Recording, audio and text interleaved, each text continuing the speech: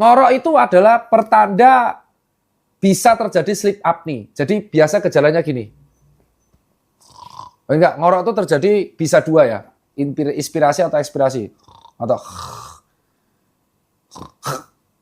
stop nafas. Kenapa? Kenapa bisa berhenti nafas? Kehalang tutup. Ketutup apa? Ya, ketutup apa? Itu bahaya. Kalau dia sekali ketutup 8 detik atau 4 detik. Dan ternyata ketutupnya 4 detik nih Kim. Terus dalam waktu 7 jam dikali aja.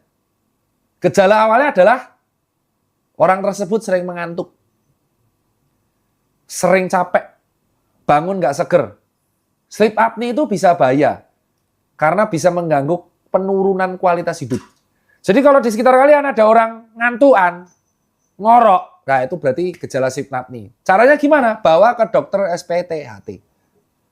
Dan ingat, ya kalian harus menurunkan berat badan ke berat badan ideal. Jangan sampai leher yang berlemak itu menutupi jalur napas. Kalau tonsil yang membengkak terpaksa diangkat. Itu yang biasa diceritakan sebagai operasi amandel.